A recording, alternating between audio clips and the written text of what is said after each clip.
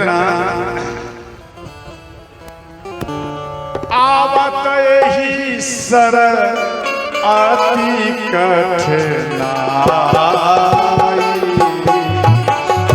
आवत ही सर अति कठिनाई। राम कथा में आने में व्यक्ति को ज्यादा कष्ट होता है, आया नहीं? सबसे ज्यादा अगर कष्ट होता है तो राम कथा में आवत ही सर अति कठिनाई आवत ही सर अति कठिनाई। राम कृपा बिनु आई न जाई राम कृपा बिनु आई न जाई। शिव कृपा बिनु आई न जाई शिव कृपा बिनु आई न जाई। मस्जिद में भी हर मुस्लिम नमाज पढ़ने नहीं आते हैं, जिनके ऊपर खुदा का विशेष कृपा होगा वही आएगा। खुदा कृपा बिनु आई न जाई खुदा कृपा बिनु आई न जाई।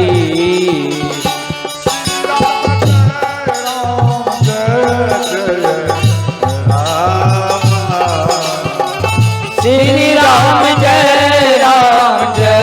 जय राम।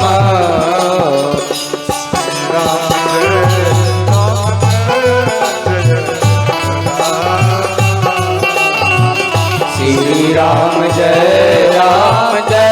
जय राम।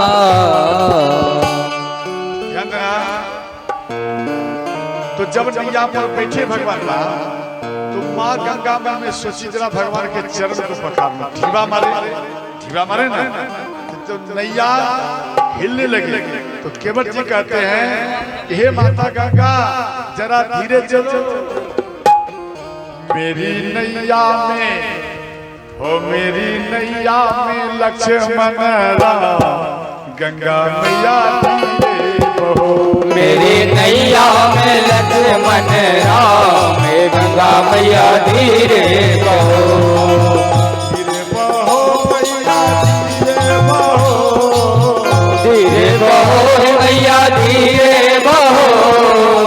धीरे बहो मैया धीरे बहो, धीरे बहो है मैया धीरे बहो। मेरी नैया में हो मेरी नैया में लक्ष्मण राम गंगा मैया धीरे बहो। मेरी नैया में लक्ष्मण राम गंगा मैया धीरे बहो। कौन की नैया कौन की गंगा, कौन की नैया हो कौन की गंगा। कौन की नैया हो कौन की गंगा, कौन की नैया हो कौन की गंगा। कौन के लक्ष्मण राम गंगा मैया धीरे बहो। ये कौन के लक्ष्मण राम गंगा मैया धीरे बहो।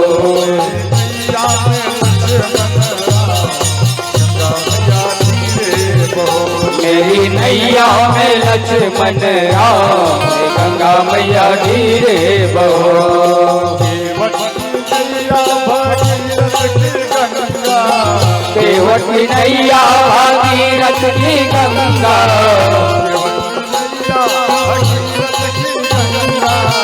केवट की नैया भागीरथ की गंगा। राजा दशरथ के लक्ष्मण गंगा मैया धीरे बहो। राजा दशरथ के लक्ष्मण राम गंगा मैया धीरे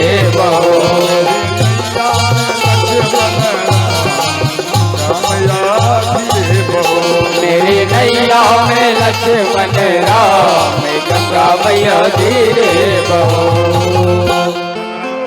तो गंगा माता भगवान राम पार हो गए। इसके बाद जब पार हो गए तो कुछ उतराई में देना चाहिए। तो जैसे ही उतराई में सोचे भगवान राम के पास में नहीं था, तो इधर माँ सीता के पास में अंगूठी थे, समझ गए। तो श्री केवट जी को देने लगे। तो केवट जी कहते हैं भगवान हमें नहीं चाहिए।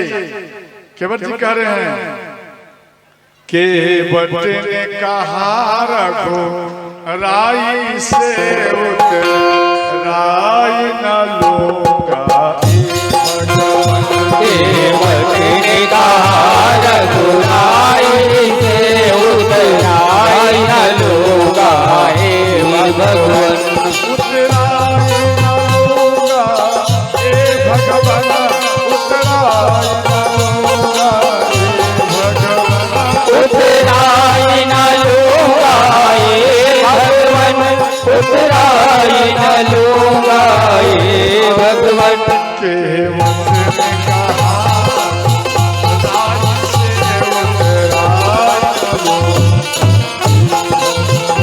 केवट ने कहा राई से उतराई न लूंगा। केवट ने कहा रघुराई से उतराई न लूंगा। हे भगवन क्या कहते हैं मैं दीनार का सेवक हूँ, तुम भव सागर के मालिक हो। मैं नदी नाल का सेवक हूँ, तुम भव सागर के स्वामी हो। राधे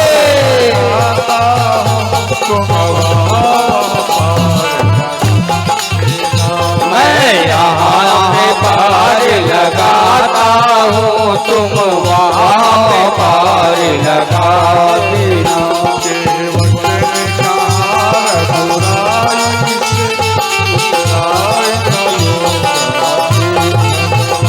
केवट ने कहा रघुराई से उतराई न लूंगा। हे भगवन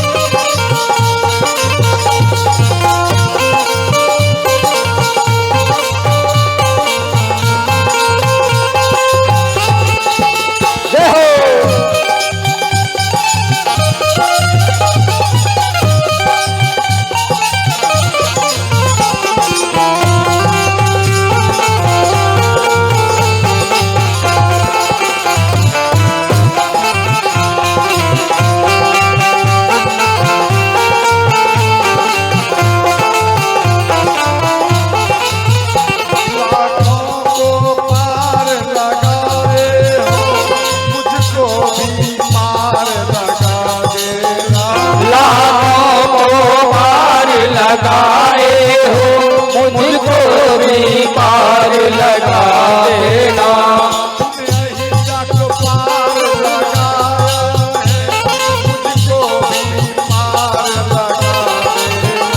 तुमने यहिया को पार लगाया है, मुझको भी पार लगा देना। मैया पार लगा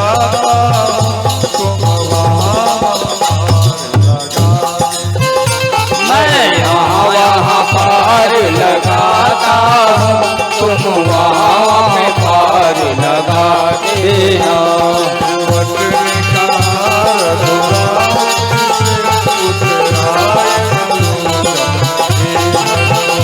केवट ने कहा रघुराई से उतराई न लूंगा। हे भगवन केवट ने कहा रघुराई से उतराई न लूंगा। हे भगवन पार हो गया। उसके बाद भगवान श्री राम वाल्मीकि मुनि के आश्रम में आया। वाल्मीकि मुनि को बोले भगवान कि मैं कहाँ रहूं। तो कहने लगे भगवान आप कहाँ नहीं हैं वो पहले हमको बताइए। हरि व्यापक सर्वत्र समाना, आप हर जगह हैं। कहने लगे हे भगवान आप हमें ध्यान देना रहने की जगह फिर भी बताए। यहाँ कहते हैं हे नाथ आप रहने की बात कहे ठीक है तो हम आपको बताते हैं। सुनहु राम कहानी केता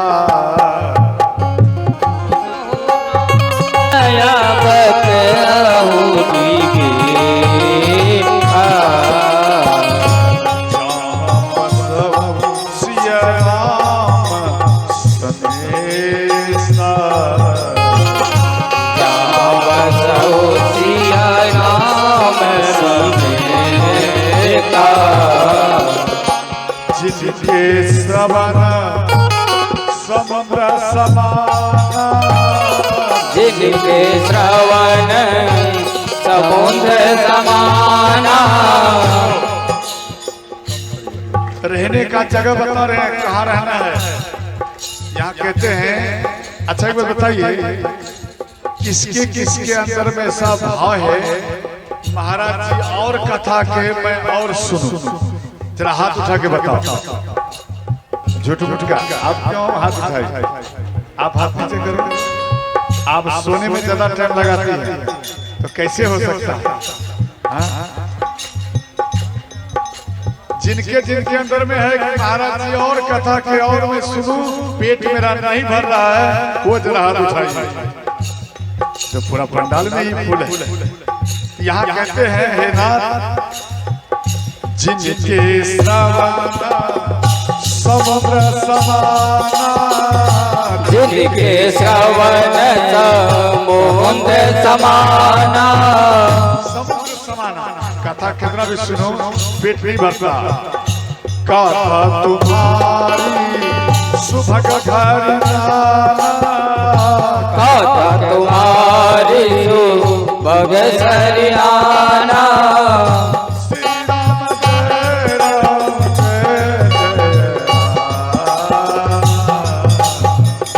श्री राम जय जय राम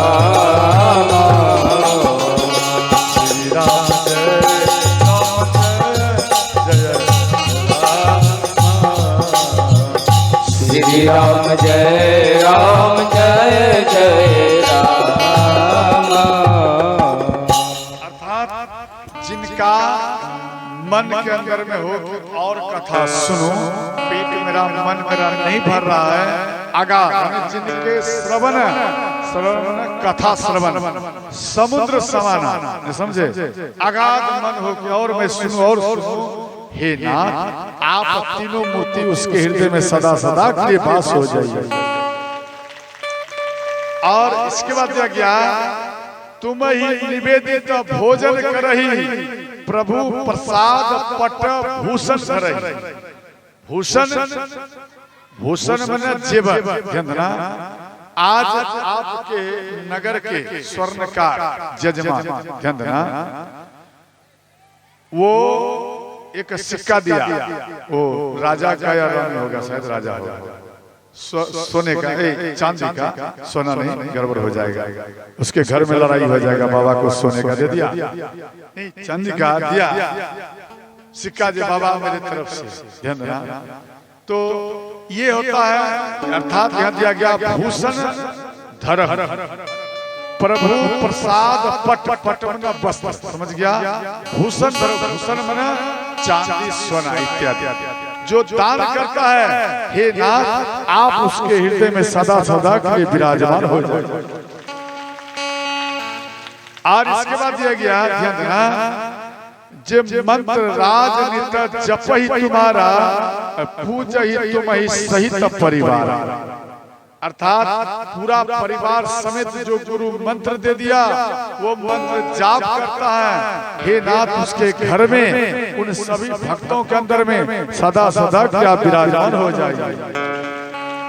और इसके बाद दिया गया ध्यान देना गुण तुम्हार समझहि निज दोषा नहीं समझे अपने अंदर में जो गलती हो वो ढूंढे, उसको देखे, और दूसरे व्यक्ति के अंदर में जो गलती है उसको एक बार भी नहीं झांके। हे नाथ, उसके हृदय में सदा सदा के विराजमान।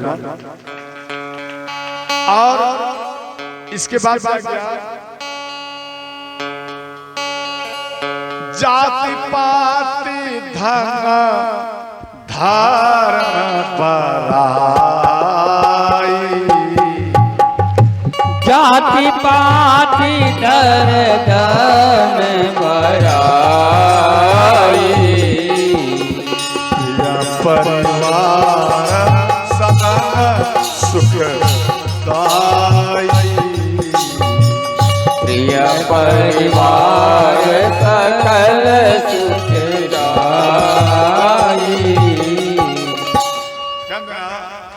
जाति पाति जो ना मानता हो, नहीं समझे? कई व्यक्ति जात पात आ जाते हैं, अरे ये तो वो है, अरे हम तो ये हैं। ध्यान देना, जो जात पात को कुछ नहीं मानता हो, सबको एक समान मानता हो, हे नाथ, तीनों मूर्ति उसके हृदय में सदा सदा के विराजमान हो जाएगी। ध्यान देना, अंत में बोले आप चित्रकूट में वास करिए। भगवान राम चित्रकूट में आए, ध्यान देना, उससे ऊर्जा लेने के लिए भंडारा करते हैं। और ध्यान देना, उसी प्रकार से आप लोगों को भी भंडारा करना है। शिव जी का ही मानो शिष्य हैं, कोई बात नहीं। गुरु पूर्णिमा आवे तो 10-20 माताएं या 50 माताएं या पुरुष सब मिलकर उस दिन अवश्य भंडारा करना करो। समझ गया? विशेष लाभ मिलेगा। अखार मास की पूर्णिमा, ये कौन सा महीना चल रहा है? जेठ के बाद आएगा अखार। इसका जो पूर्णिमा होगा, आपको गुरु पूर्णिमा का मालूम नहीं है, तभी तो पावर नहीं आता आपके शरीर में, आपके गुण में पावर नहीं आ रहा, आपके भक्ति में पावर नहीं आ रहा। समझ गए? हाँ, बिना गुरु का ज्ञान नहीं होगा। ठीक है, इसीलिए तो राम कथा रखा जाता है, शिव कथा रखा जाता है। जो व्यक्ति मानो भटक गया है, मालूम नहीं है, इसके बारे में मालूम करने के लिए ही गुरु बनाया जाता है। यहाँ कहते हैं भगवान, सोई जानहि जेहि देव जनाई, सेहु जाने यही देहु जनाई। ऐसे से भगवान शिव आपको चाहेंगे ज्ञान देने के लिए, तब आपके अंदर में ज्ञान मिलेगा। समझे? भगवान राम चाहेंगे आपको ज्ञान देने के लिए, तब आपके अंदर में ज्ञान आएगा, वरना ज्ञान नहीं आएगा। और दूसरा बात है, ध्यान देना, आपके भगवान इंडिया के राम अमेरिका में चले जाए, क्या उसको पहचानेंगे? कहेंगे कोई शिकारी आई है। समझ गए? और उनको जानने के लिए क्या करना पड़ता है? ये कौन है? तो गुरु बनाना पड़ता है। इसलिए गुरु वही व्यक्ति बनाता है जो कि भगवान, जिनका भगवान राम का ज्यादा इच्छा हो, आपके ऊपर कृपा हो, शिव का कृपा हो, वही व्यक्ति गुरु बनाते हैं। इसलिए एक पंक्ति लिख दिया, जय जय राम,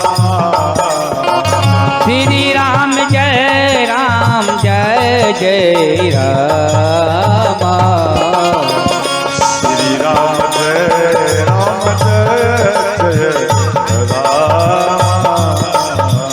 श्री राम जय राम जय जय राम। ध्यान देकर समझना, अर्थात जानने के लिए गुरु बनाया जाता है। और यहाँ कहते हैं जो आपको भगवान जान जाएंगे वो सदा सदा के लिए आपका ही हो जाएगा। अर्थात आप अगर भगवान शिव के बारे में जान जाएंगे तो सदा सदा के लिए आपका ही हो जाएगा। इसलिए गुरु बनाया जाता है। और गुरु ये शिक्षा दीक्षा का भी कार्यक्रम अंतिम दिन होगा, परसों तरसों हो, समझ गया? तो ध्यान देना। तो इधर हम क्या बोल रहे थे? अच्छा, गुरु पूर्णिमा, चलो ये सब बाद में बात होगा। अभी नवधा भक्ति है और ये सब बाकी है, नारी धर्म पुरुष धर्म ये भी अभी बाकी है। उन सब में विशेष करके इन चीजों का वर्णन किया जाएगा। वो भी कल ही होगा, कल होगा परसों होगा, 2 दिन शेष रह गया। मेरी मैया हाथ जोड़कर विनती है कि आप विशेष काम को छोड़कर आप राम कथा में बैठ जाइए, कथा सुन लो, समझ गए? ना जाने फिर अगले साल मिलेगा या ना मिलेगा ये कौन कह सकता, ये मालूम नहीं, हमें भी मालूम नहीं, भगवान राम ही जाने, शिव जाने। ध्यान देना। तो यहाँ कहने लगे कि भगवान तो सिर को जटा बनाए। तो महाराज दशरथ जी इस बात को सुनकर रोने लगे और अंत में सुमन जी इतना कहकर चले गए। और इधर महाराज दशरथ जी राम राम कहकर रोने लगे। कहा लसन कहा राम सनेही, कहा प्रिय पुत्र बधु बेदे। कौशल्य, मेरा बेटा राम कहाँ है? आप हमें मेरे बेटा राम के पास ले चलो, वरना इस शरीर से प्राण निकल जाएगा। आप हमें लेकर चलो। तो माँ कौशल्या बोली, हे नाथ, देखो माँ कैकेयी भी है, माँ सुमित्रा भी है। माँ सुमित्रा कहती है कि हे महाराज, आप अगर इतना अधीर्ज हो जाएंगे तो आपके नगर के इन व्यक्तियों का क्या होगा? आपके घर में जो सदस्य हैं इनका क्या होगा? कौन ख्याल रखेगा? इसलिए हे भगवान, आप धैर्य रखिए और आप अंत में ए लल्ला है क्या? लल्ला लेकर आई है, लल्ला लेकर ले आया। लल्ला को नीचे में बैठा के यहाँ ले आया। तो ध्यान देना, श्री भगवान राम महाराज दशरथ जी उदास होकर रोने लगे। और महाराज दशरथ जी कौशल्या को बोले, कौशल्य अब मेरे शरीर से प्राण निकल जाएगा, प्राण निकल जाएगा।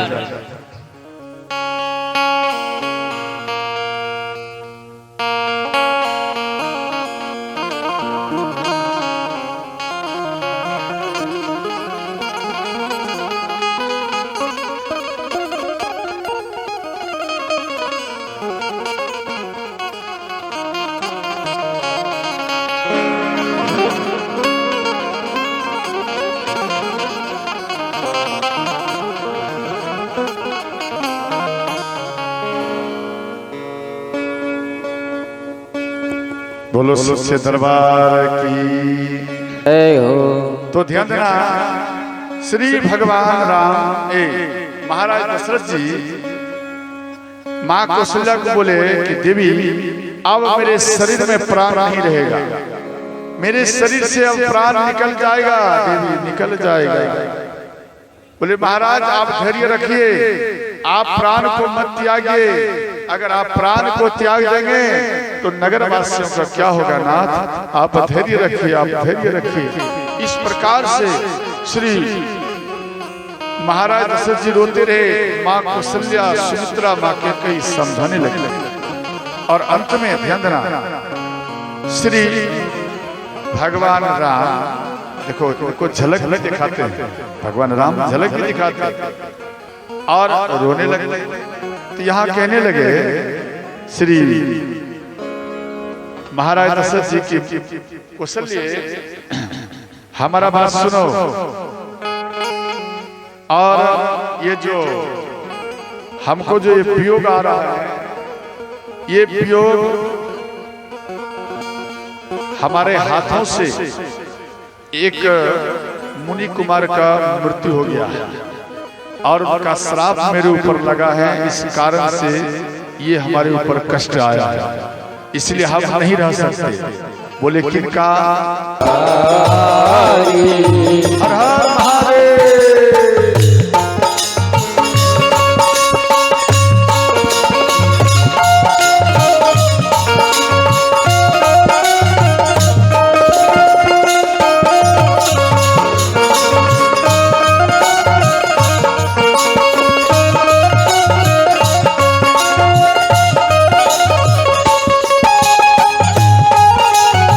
जय श्री राम।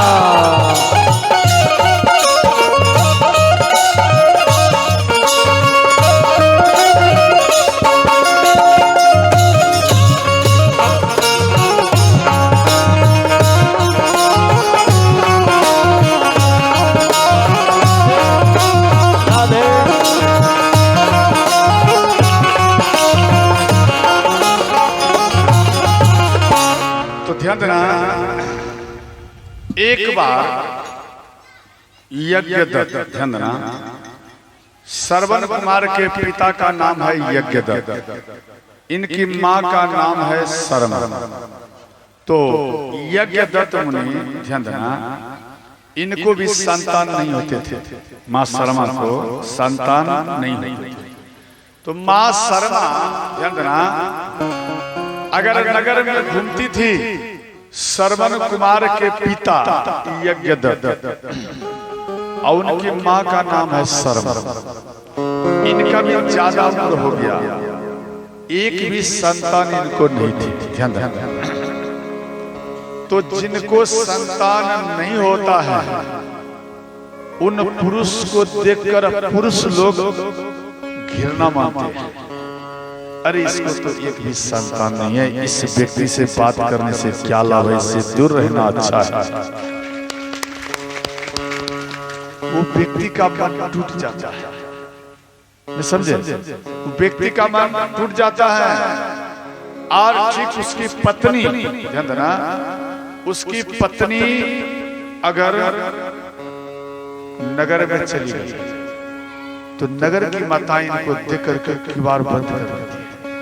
क्यों? अरे ये बांझ है, अरे बांझ का दर्शन करना तो बिल्कुल गड़बड़ है, और भक्ति कम हो जाएगा, धन कम हो जाएगा, और वो शुभ ही वो शुभ माना जाता है। ऐसा उनको देख करके व्यक्ति घृणा करते हैं। और वही माता, ध्यान देना, जिनको एक भी संतान नहीं है, वो माता इस बात को सुनकर रोती है। एक महल में अपने घर में आकर के वो माता रोती है। और रात्रि में, ध्यान देना, माँ शर्मा, श्रवण कुमार की माँ, उनका नाम है शर्मा, माँ शर्मा और यज्ञदत्त, ये दोनों रात में रो रहे थे। ध्यान देना, वो कैसे रो रहे थे? पत्नी के ऊपर में जो कष्ट है वो अलग पलट के, यानी घूम करके रो रहे, और पति को जो कष्ट है बेटा का, दोनों को तो बेटा का ही दुख है, लेकिन दोनों में कोई एक नहीं हो रहे कि हम किस लिए रो रहे हैं। अपने हंसी को सामने करते, और जब रोते थे दोनों घूम जाते थे, और अपने पुत्र के याद में वो बार बार रोती थी। पति सोच रहे हैं कि हमारी पत्नी को इस बात का मालूम नहीं चले, और पत्नी सोच रही है कि मेरे ऊपर जो समाज का जो दाग लगता है ये मेरे पति ना जाने, वरना मेरे पति के अंदर में विशेषकर दुख होगा। पत्नी अलग रोती है, पति अलग रोते हैं।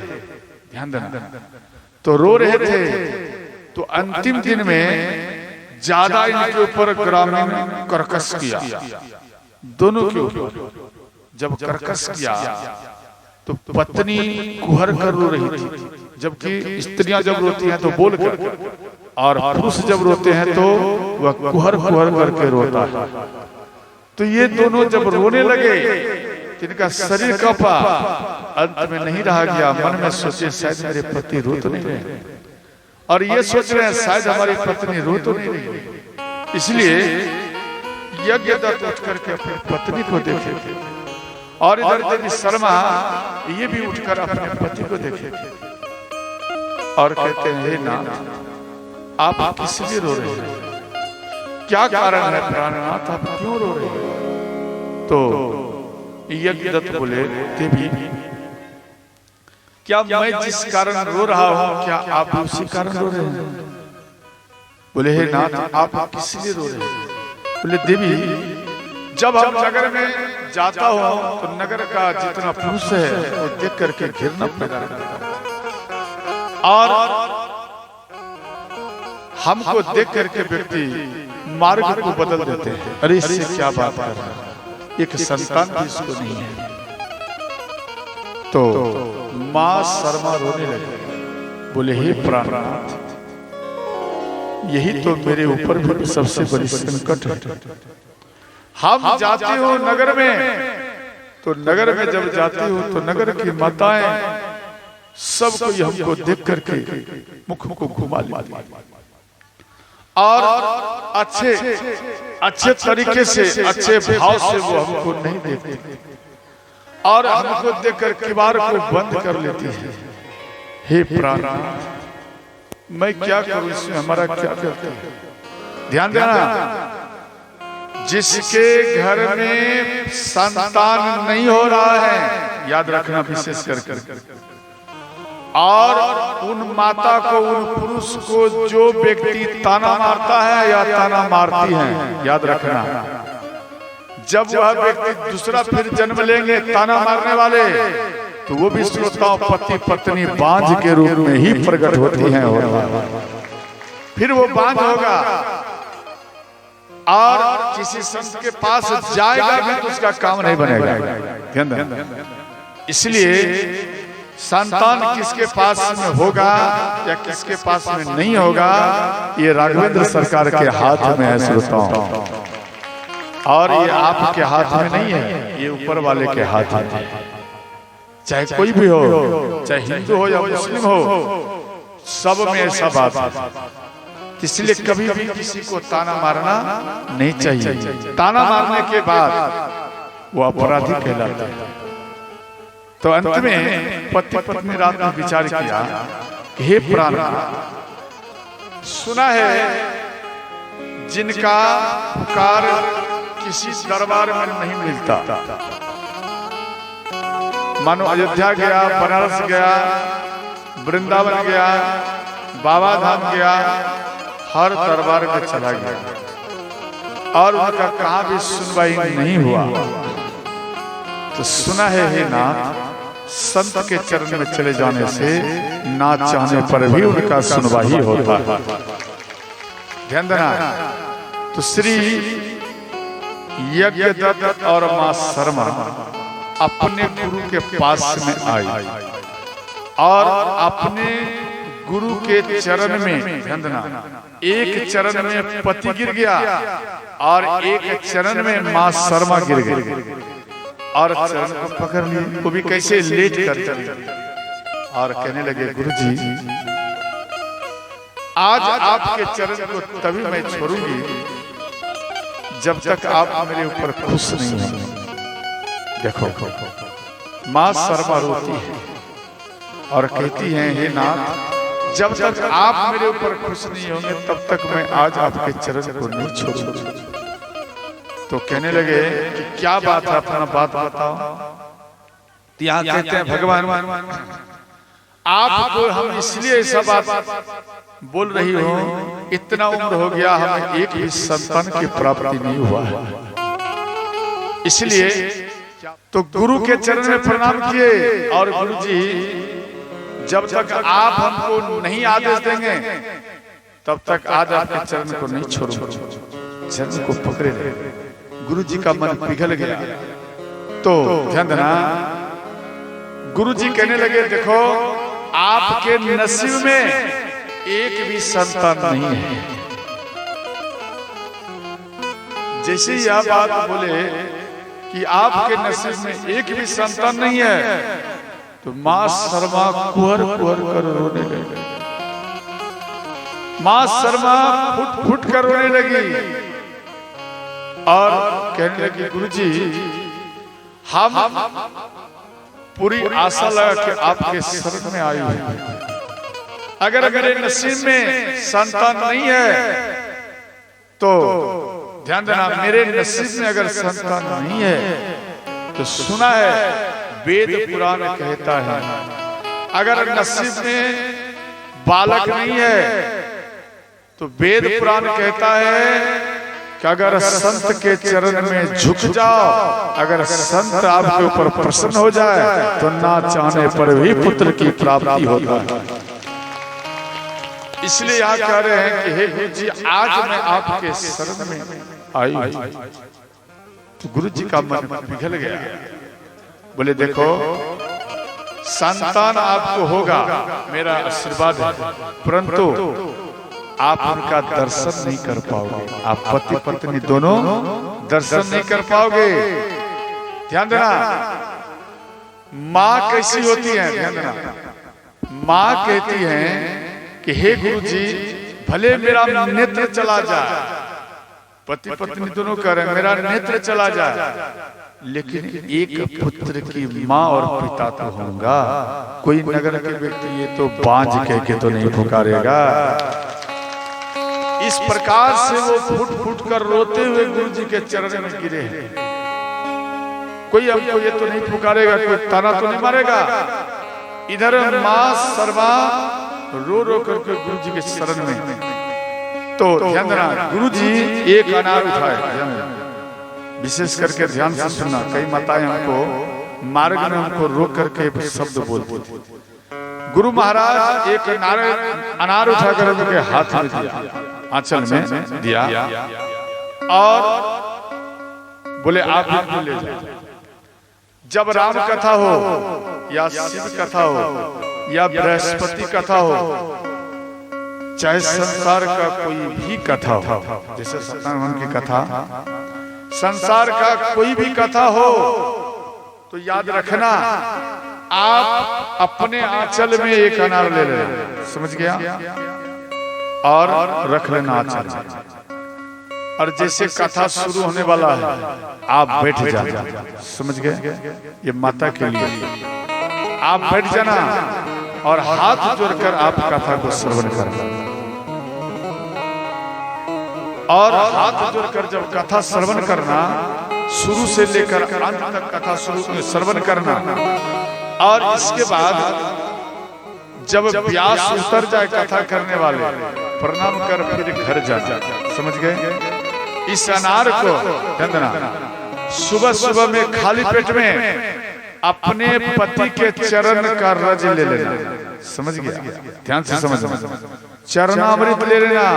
अगर सास ससुर है तो उनका भी चरणामृत ले लेना, समझ गया। और अनार के दाना, इसमें दाना होता है, समझ गया, वो दाना को निकाल लेना और स्नान ध्यान करके, ध्यान देना, उसके बाद पीला तिलक लगा लेना, पीला, और पति को भी लगा देना, सास को लगा देना, ससुर को लगा देना।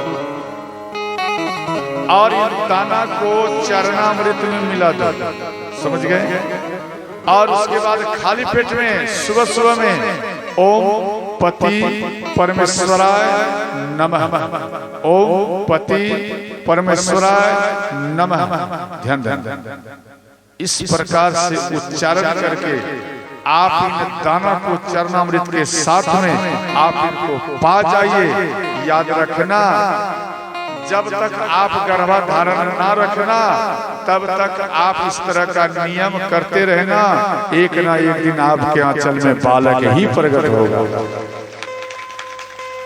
ध्यान देना, ये स्कंद पुराण में व्यास जी लिखे हैं, आप भी स्कंद पुराण ला करके देख सकते हैं। और कई व्यक्तियों को ये लाभ मिल चुका है, इसका प्रमाण हम देख लिया है।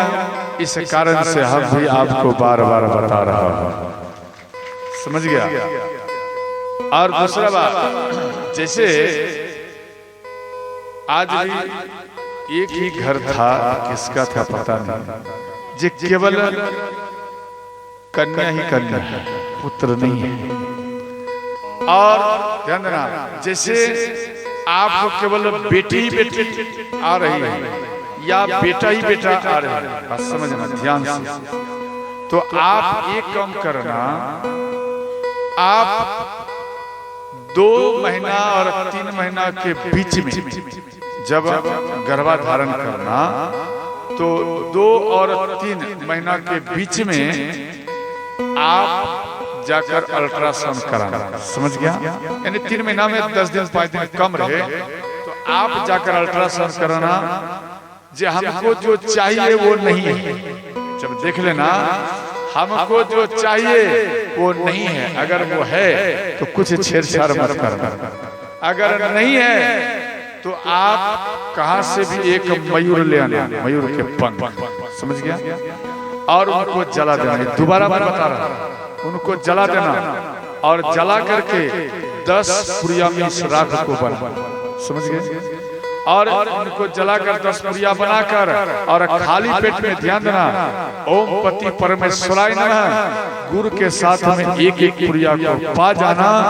ना चाहने पर ध्यान देना, अगर बेटी है तो बेटी में बेटा में परिवर्तन होकर प्रकट हो जाएगा, अर्थात वो बेटा बनकर आएगा। अगर बेटी है तो वो बेटा बनकर आएगा, अगर बेटा है तो वो बेटी बनकर ही प्रकट होगी, समझ गए? अब बताइए आप लोग समझे या नहीं समझे कि फिर दोबारा बताऊं? कथा तो पूरा जिंदगी आप लोग सुनते हैं, लेकिन कुछ कुछ बात ऐसी है जो कि विशेष कर समझना होगा, समझ गए? आंखों में आंसू लाने की जरूरत नहीं है, सारा निराकरण आपके घर में है, लेकिन जानकार नहीं है तो आप हर दरबार में जाकर माथा टेकते रहते हैं, आपका काम नहीं बनता है। सब निराकरण आपके घर में टोटल ध्यान देना। तो अंत में ध्यान देना, श्री भगवान गिर जाएगा,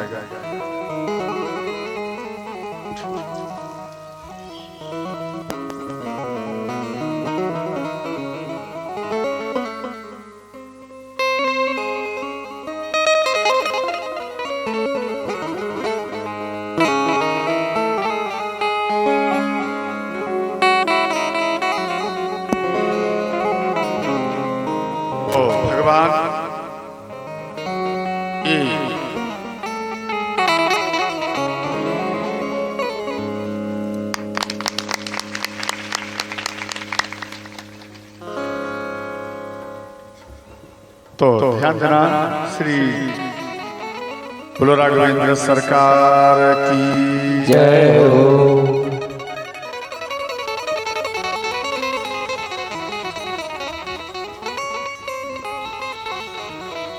तो माँ शर्मा अपने घर में आए, अनार के दाना को निकाल लिए और ओम पति परमेश्वराय नमः अपने पति के चरणामृत को लेकर और इस मंत्र का पाठ करके, ध्यान देना, इस मंत्र का पाठ करके और वो अनार के दाना को पा गई और समय आने पर मां शर्मा एक बालक को जन्म दिए। श्रोता, अब जैसे ही जन्म दिए, एक दासी रखी थी, तो जन्म दिए और नैन से ये पावर चला गया, समझे, नेत्रहीन हो गए। और श्री यज्ञदत्त वो भी, उनका भी दृष्टि चला गया, तो ये हो गए अंधी, इसलिए इसका नाम में परिवर्तन हो गया अंधक, समझ गए? पहले यज्ञदत्त थे, फिर हो गया अंधक मुनि। तो मां शर्मा भगवान नारायण को याद करके रोती है कि हे भगवान, आप हमारे गोद में एक बालक दिया, कम से कम एक बार देखने का तो पावर हमारे अंदर में देते, एक बार में देते भगवान, एक बार। माँ रोने लगी। ध्यान देना, माँ अगर एक बार भी बेटा को ना देखे, एक बार भी बेटे को ना देखे, वो माँ वो पिता बार बार फूट करके रोते रहते हैं। और दासी कहती है, हे माता शर्मा, आप एक कुमार को जन्म दिया है। ध्यान दें, क्या कर रहे हैं? एक कुमार को जन्म दिया है, तो कान द्वारा श्रवण किया। समझे? क्यों दिखाई तो नहीं दे रहा है? कान द्वारा श्रवण किया, एक कुमार को आपने जन्म दिया, इन दोनों को मिला दो तो नाम हो जाएगा श्रवण कुमार, इसलिए इनका नाम रखा श्रवण कुमार। बोलो श्रवण कुमार की जय हो। किसी ने हमसे प्रश्न किया था आपके नगर में कि श्रवण कुमार नाम कैसे पड़ा। अगर वो व्यक्ति आए होंगे तो समझ लेना, नहीं आए होंगे तो कोई बात ही नहीं है।